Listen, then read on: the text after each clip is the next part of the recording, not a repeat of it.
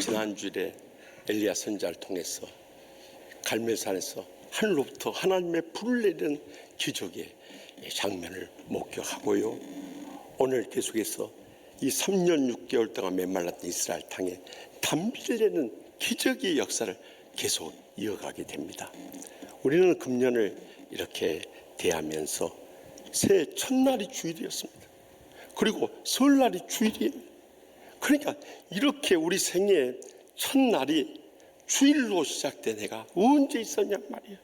계속되는 하나님께서 우리를 향해서 복을 주시기 원하시는 뜻을 깨닫게 됩니다. 그렇다면 이 엘리야가 갈멜산에서 일으켰던 그 두 가지 불과 물의 기적을 보면서 우리의 생애 가운데서도 이 살기 어려운 때, 그 어느 때보다 가장 힘든 때를 살아가고 있어요. 또 이번 설 연휴 만나면 앞이 캄캄한 일들이 우리 앞을 기다리고 있을 것입니다. 그럼에도 불구하고 우리가 어떻게 하나님의 기적의 응답을 체험할 것인가, 이 시간도 들려주신 하나님의 음성을 다 함께 들을 수 있길 바랍니다. 먼저 본문 39절 말씀 다 같이 읽습니다. 모든 백성이 보고 엎드려 말하되 여호와 그는 하나님시로다, 여호와 그는 하나님시로다. 아멘. 바알 선지자 450명을 아무리 그들이 바알신을 부르고 또 아무리 기다리고 또 아무리 몸에 자해를 하면서까지 그들이 때를 써도 응답이 없었어요. 그런데 엘리야 선지자는 여호와여 불로 응답하소서 하고 부르짖을 때 하늘로부터 강한 불이 임하게 돼서 제단을 태운 것을 보면서 이스라엘 백성들은 여호와 그가 하나님이시로다, 여호와 그가 하나님이시로다 두 번씩이나 그들의 신앙을 고백하고 있습니다. 여호와 무슨 뜻입니까? 스스로 계신 분, 이스라엘 백성들이 지금까지 믿어왔던 그분이 우리가 믿고자 세상에서 가장 강하신 분이라는 뜻의 하나님이시라는 거예요. 아이러니컬한 것은요, 엘리야라는 이름의 뜻이 여호와는 하나님이시라는 거예요. 여러분 얼마나 놀랍습니까? 하나님께서 불의 응답을 통해서 기적을 행하실 때 이스라엘 고백했던 그 이름이 엘리야라는 뜻이에요. 이렇게 하나님의 역사는 놀라운 것입니다. 이 모든 기적이 일어났고 또 다른 3년 6개월 동안 메마른 땅에 단비를 내는 기적을 이루는데 그들의 복음적인 신앙의 고백이 밑거름이 되었다는 것을 잊어서는 안 되는 것입니다. 말세의 마지막 때가 될수록 우리가 이 복음적인 신앙 고백하는 게 쉽지 않아요. 세상 사람들은 이념에 사로잡혀 살아가고 믿는 자들은 감정에 매여서 살아가고 있어요. 그러니 어떻게 복음적인 신앙 고백할 수 있겠냐는 거예요. 심지어는 주의 종들까지도 복음적인 분별력을 갖지 못하고 복음적인 신앙을 가르치지 못하고 복음적인 신앙 고백을 하지 못한 사람이 이 땅에 얼마나 많은지 몰라요. 우리나라의 대표적인 입법기관인 국회에서 포괄적 차별금지법을 만들어서 모든 종교 차별할 것이 없다는 거예요. 만약에 기독교만이 유일한 종교이고 또 성경만이 하나님의 말씀이라고 한다면 거기에 대해서 처벌할 수 있는 조항을 가지고 차별금지법을 강행하고 있다는 거예요. 이런 현실 속에서 우리의 신앙이 복음적인 신앙을 갖지 못하고 복음적인 신앙 고백을 하지 못하고 복음적인 신앙의 삶을 살지 못하고 어떻게 되겠냐는 거예요. 그래서 우리는 근본적인 성경적 복음주의 신앙을 회복해야 하는 것입니다.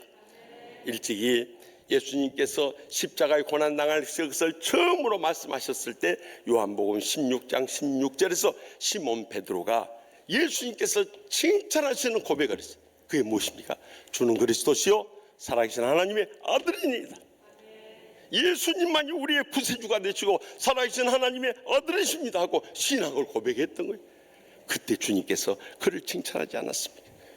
여러분, 예수님의 사랑을 체험했다는 게 무엇입니까? 진정으로 우리 삶 가운데 예수의 사랑이 나타나지 않는다면 그것은 죽은 신앙인 것입니다.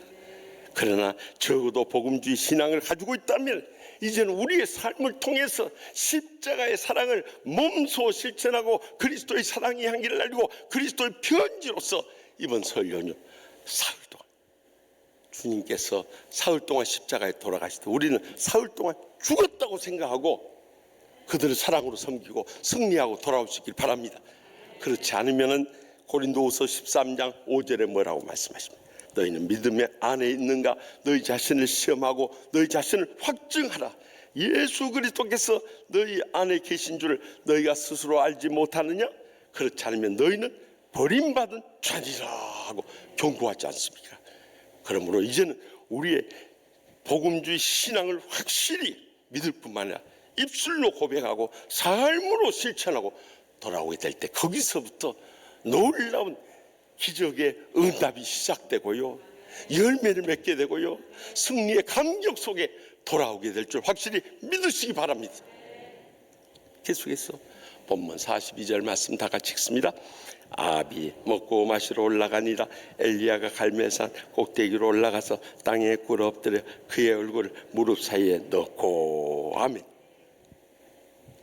엘리야 선지자는 이 하늘로부터 불을 내는 기적을 행하고 또 이스라엘 백성들이 이 여호와 그가 하나님이시라고 그 자기 이름을 막 외쳐대기 시작할 때 마음에 들떠가지고, 야 그러면 그렇지, 내가 해냈다, 얼마나 자랑스러운 일이냐, 나처럼 해낼 수 있는 사람이 누가 있겠느냐, 이런 자만에 빠지지 않았습니다.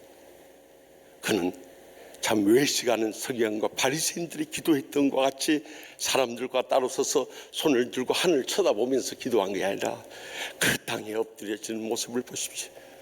얼마나 겸손하게 주님 앞에 엎드립니까? 그리고 세상 사람 바라보지 않고 주님만 바라본다는 심정으로 얼굴을 무릎 사이에 묻고 주님 앞에 또 다른 기도를 시작합니다. 얼마나 감동적인 기도의 자세입니까? 그것도 오늘 본문 이전에 1절의 말씀 보면 하나님께서 비를 내린다고 약속하셨기 때문에 말씀의 근거에서 이제 이스라엘 백성들이 또 한번 체험해야 할 또 다른 기적을 위해서 주님 앞에 매달려 부르짖으며 기도하기 시작한 것입니다. 말씀의 마지막 때 우리의 기적의 응답을 가로막는 두 번째 방해 요인이 무엇인가? 그것은 우리가 하나님의 약속을 믿고 간절히 매달려 부르짖지 않는다는 것입니다.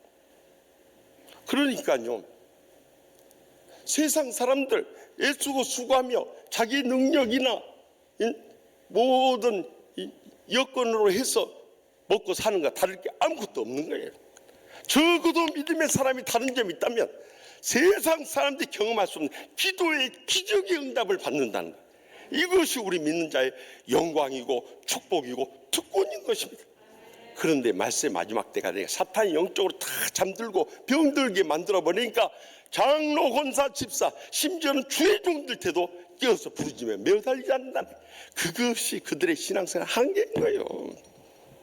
저는요, 금년 들어서 말씀을 계속 받으면서요, 놀라운 것이, 금년에 계속해서 매 주일마다 주님 강조하신 내용이 뭐예요? 깨어 기도하라는 거예요. 믿음으로 부르짖으라는 거예요.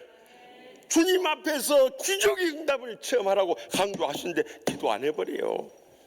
다 자기 인간적인 이성, 지식, 그런 경험만 앞세우고 있네. 그것이 바로 인본주의, 세속주의, 기복주의 신앙인 것입니다. 마지막으로 본문 43절 말씀 다 같이 읽겠습니다. 그의 사안에게 이르되 올라가 바다 쪽을 바라보라. 그가 올라가 바라보고 말하되 아무것도 없나이다. 이르되 7번까지 다시 가라 하면 엘리야 선자는 무릎을 꿇고 얼굴을 무릎 사이에 넣은 채 간절히 믿음으로 부르짖으며 하나님의 응답을 기다렸어요. 그리고 그의 종을 통해서 이 산 꼭대기로 올라가서 저쪽 서편을 보면 지중해 연안이 보이거든요. 그곳에 그 하늘에 이 구름, 이 비올 구름이 떠 있는가 그걸 확인하도록 해요. 그것도 7번까지 하라고. 물론 수적으로 7번이라고 우리는 생각할 수도 있습니다만은 이스라엘 백성들에게 있어서 3은 하늘의 수고 4는 동서남북 땅의 수였어요. 그래서 이 삼위일체 하나님과 동서남북 4가 합하게 될 때 7이라는 완전수의 응답을 믿었기 때문에 하나님의 응답의 때까지 기도하고 있을 테니까 가서 보라고 했을 거예요. 그런데 6번 가서 볼 때까지도 아무런 비올 징조가 보이지 않는 거예요. 그런데 7번째 갔을 때 손바닥만한 구름이 나타나 보이기 시작해요. 비올 징조가 나타났습니다 하고 엘리야 선지자에게 보고했을 때 엘리야 선지자가 빨리 아방에게 가서 큰 비가 오니까 빨리 마차 타고 거기서 한 20km 떨어진 이스라엘이라고 하는 아방의 별장으로 빨리 피신하라고 알려라 그런 거예요. 그런데 그 믿음대로요, 잠시 후에 큰 비가 하늘문이 열려지면서 쏟아지는데요, 3년 6개월 동안 메말랐던 그곳에 기적의 응답의 역사가 일어났던 것입니다. 7번 응답의 때까지 기다렸던 엘리야 선지자의 그 간절한 믿음의 기도가 기필코 기적의 응답을 일으켰던 거예요. 우리가 기적의 응답을 받는데 세 번째 큰 난관은 무엇인가? 기도하다가 기적의 응답이 안 일어나면 금방 낙심하고 포기 안 돼 있는 거예요. 누가복음 18장 1절과 7절에 예수께서 그들에게 항상 기도하고 낙심하지 말아야 할 것을 비유로 말씀하시면서 하물며 하나님께서 그 밤낮 부르짖는 택하신 자들의 원한을 풀어주지 아니하시느냐, 그들에게 오래 참고 기다리시겠느냐 하고 말씀하셨던 거예요. 이제 우리도 하나님의 응답일 때까지 기다리는 거예요. 그러면 그 응답의 날이 점점 다가오고 있는 것입니다. 저는 지난 주간에 저기 전라남도 광양에 유명한 광양교회 부흥성회를 인도하러 갔어요. 그 교회는 광양에서 제일 큰 교회 중 하나, 한 1000여 명 모이는 큰 교회일 뿐만 아니라 너무 은혜롭고 행복한 그런 복받은 교회예요. 그래서 어떻게 이렇게 34년밖에 안 됐는데 이렇게 은혜롭고 참 행복한 교회로 부흥했는가 하고 이야기를 들어봤더니요, 그 교회 올로 장로님이신 문명섭 올로 장로님께서 이제 순천에 신앙생활하다가 이 광양으로 오게 됐는데 그때만 해도 시골이어 가지고 교회가 없는 거예요. 그래서 인근에 예수 믿는 사람 찾았더니 한 집사님을 만났어요. 그래서 그 집사님 댁이 장로님 때보다 크니까 그 초가집에서 이제 교회를 개척해서 모이다가 이제 해룡에 계시는 윤태현 목사님을 모셔다가 그 교회가 34년 전에 시작됐어요. 그때만 하더라도 윤 목사님 전도사님 때요. 그런데 부족한종이 제 100회 총회 노회장을 할 때 같이 노회장을 하면서 알게 된 분이에요. 그래서 가서 이렇게 은혜롭고 행복한 교회로 부흥하게 된 비결이 무엇인가? 이분이 초대 목사님으로 34년을 목회하신 분이에요. 그래서 제가 개인적으로 있을 때 물어봤어요. 목사님, 왜 저라고 어려움이 없었겠습니까? 야, 차례 교회 떠날 생각했습니다. 또 여러 교회에서 오라는 것도 많았습니다. 그런데 그래도 하나님께서 나를 왜 이곳에 보내주셨는가? 끝까지 인내하며 기다리다 보니까 34년 세월을 흐르고 이렇게 은혜롭고 행복한 교회에서 이제 마지막 은퇴를 앞두고 있습니다. 그러시는 거예요. 여러분, 제가 말씀 들으면서 깨달으면서 고난이 없는 인생 없고요, 고난이 없는 가정도 없고요, 고난이 없는 교회도 없고요, 고난이 없는 세상도 없는 것입니다. 거기서 어떻게 오래 참고 기다리며 인내하느냐에 따라서 우리의 불행과 행복이 결정되는 거예요. 축복과 낭패가 결정되는 거예요. 은혜와 또 정말 은혜를 잃어버린 것이 결정되는 거예요. 그래서 부족한 종도 45년 전에 주의 종을 부름을 받고 지난 45년 목회 오면서 늘 마음속에 새긴 말씀이세요. 누가 뭐라고 저에 대해서 온갖 오해를 하고 험담을 하고 비방을 하고 고소를 하고 죽이려고 달려들어도 저 중심에 꼭 붙잡고 있는 말씀이 있어요. 그 말씀이 갈라디아서 6장 9절 말씀. 우리가 선을 내가 돼 낙심하지 말지니 포기하지 않으면 때가 이르면 거두리라. 이 말씀 붙잡고 45년 목회했을 뿐만 아니라 우리 치유하는 교회 와서도 마찬가지. 23년 목회하다 보니까 벌써 세월이 이렇게 은혜 받고 축복 누리는 행복한 목사가 될 수 있었던 것입니다.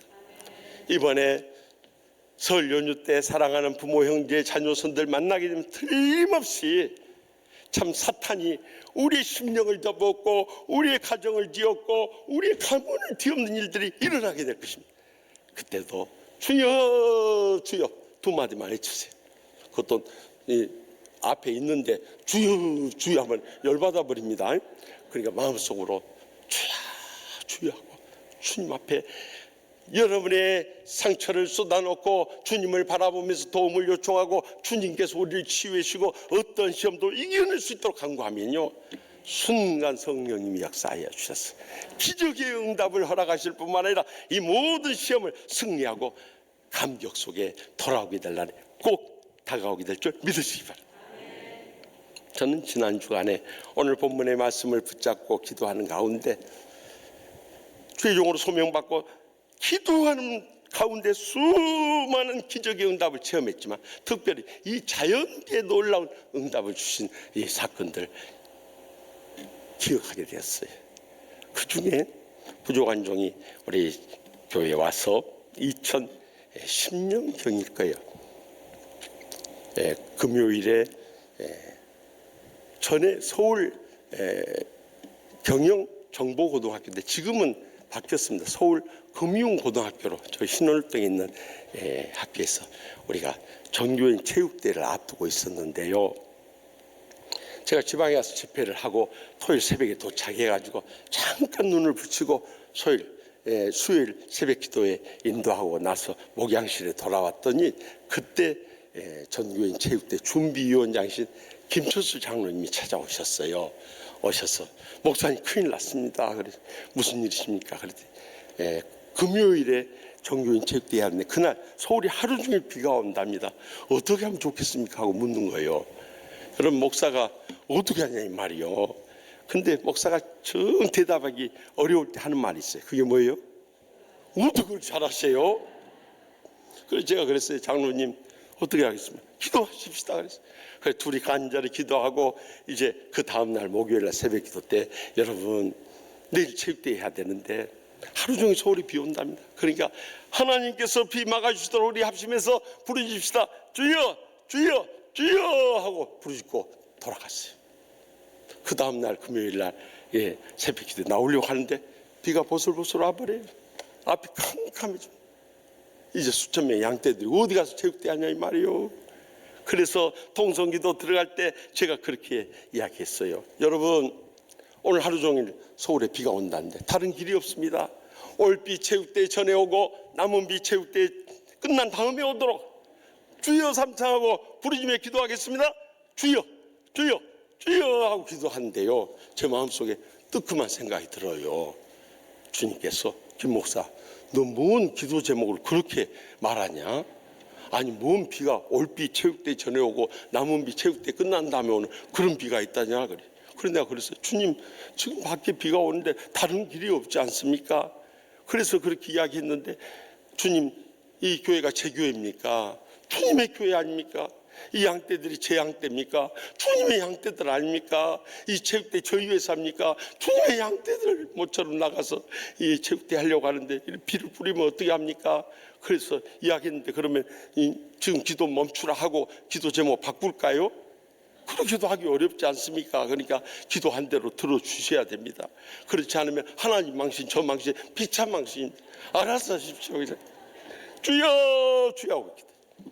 한 시간요 기도하다가요 그 다음 결과가 궁금한 거예요. 그때 우리 새성전이 거의 완공될 때 제가 2층에 있는 찬양대 연습실 옆 구석방에 있는데 거기 들어가기 전에 지금 밖에 비가 그쳤는데 그게 궁금했어요. 문을 살며시 열었는데 어떻게 됐고요? 놀랍게도 비가 뚝 그쳐버린 거예요. 제가 얼마나 기뻤습니까? 문을 열고 나가서 하늘 쳐다보고 하나님 아버지 감사합니다. 하나님 아버지 감사합니다. 하나님 아버지 감사합니다. 저를 3번 했다니까요. 삼위일체 하나님이시니까. 그리고 곧바로 집에 가서 추리닝 갈아입고 운동장으로 갔어요. 가서 체육대회 하는데요, 여러분 햇볕 쨍쨍 쬐는 날씨가 좋은 날씨가 아니더라고요. 그러면 여러분들 땀 뻘뻘 흘리고 완전 지쳐버리고요 피부 다 타버려요. 그런데 비 한번 뿌려놓으니까 먼지 안 나죠. 산천초목 푸르죠. 하루 종일 구름이 해를 가리고 있으니까 얼마나 시원하게 체육대를 마쳤는지. 그런데 기적은 그 다음에 일어난 거예요. 이제 주변 청소하고 시상식하고 마지막 폐업의 축도 시간이 간절히 축원하옵나이다 하는데요, 그때 텐트에 물방울이 뚝 떨어지기 시작해요.